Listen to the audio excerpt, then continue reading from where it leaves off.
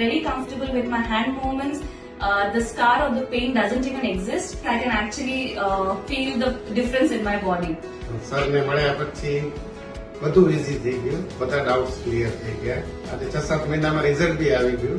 ત્યાંનો સ્ટાફ બી બહુ સારો છે, કોઓપરેટિવ છે. મને બહુ જ સારું લાગે છે. બિલકુલ કે મેં 2-3 દિવસ આરામ કર્યો પછી નોર્મલ મારા રૂટીન લાઈફમાં હું પછી ગઈ. કોઈ પ્રોબ્લેમ નહીં આવ્યો.